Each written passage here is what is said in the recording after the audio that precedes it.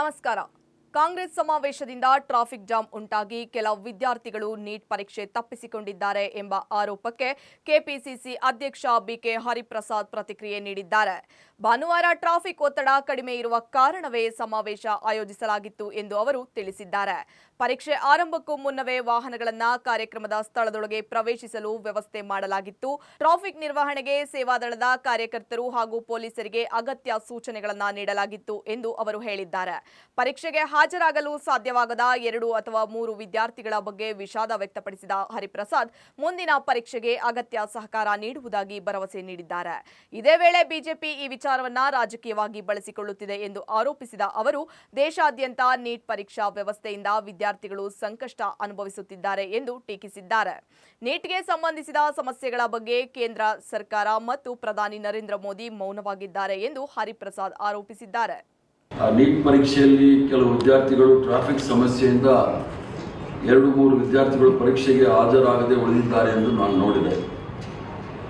ಈ ಕಾರ್ಯಕ್ರಮದ ಇಂಥ ಪ್ರಮಾದ ನಡೆದಿದೆ ಅಂತ ಯಾವುದಾದ್ರೂ ವಿದ್ಯಾರ್ಥಿನಿಗಳು ಈ ಕಾರ್ಯಕ್ರಮದಿಂದ ಅವ್ರಿಗೇನಾದರೂ ತೊಂದರೆ ಆಗಿ ಪರೀಕ್ಷೆಯಲ್ಲಿ ಅವ್ರು ಹಾಜರಾಗಲಿಲ್ಲ ಅನ್ನೋದಿದ್ದರೆ ನಾನು ಭಾಳ ಆಳವಾಗಿ ಅದನ್ನು ವಿಷಾದ ವ್ಯಕ್ತಪಡಿಸ್ತೇವೆ.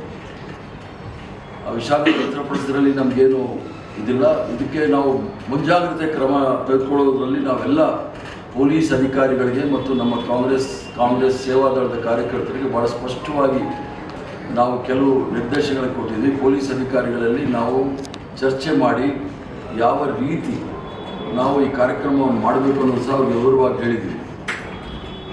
ನೀಟ್ ಪರೀಕ್ಷೆ ಪ್ರಾರಂಭ ಆಗಿದ್ದು 1:30-2:30 ಸಮಯದಲ್ಲಿ ನಮ್ಮೆಲ್ಲ ಬಸ್ಗಳು ಸಹ 10:30 ಒಳಗಡೆ ಪ್ಯಾಲೇಸ್ ಮೈದಾನದಲ್ಲಿ ಬಂದು ಸೇರ್ಕೊಂಡಿತ್ತು.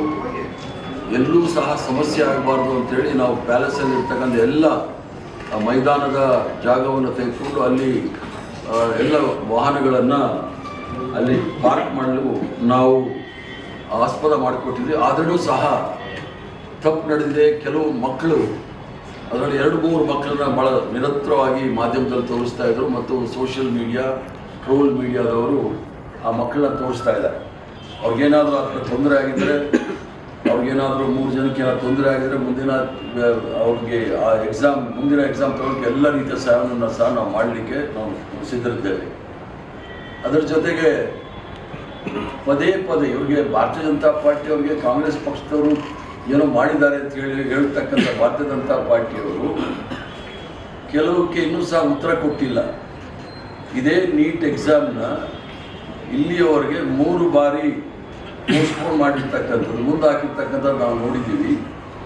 ನೀಟ್ ಪರೀಕ್ಷೆಯಲ್ಲಿ ಪ್ರಶ್ನೆ ಪತ್ರಿಕೆಗಳು ಸೋರಿಕೆ ಆಗಿರ್ತಕ್ಕಂಥದ್ದು ನಾವು ನೋಡಿದ್ದೀವಿ. CBSE ಪರೀಕ್ಷೆಗಳಲ್ಲಿ ಪ್ರಶ್ನೆ ಪತ್ರಿಕೆಗಳು ಸೋರಿಕೆ ಆಗಿರೋದು ನಾವು ನೋಡಿದ್ದೀವಿ.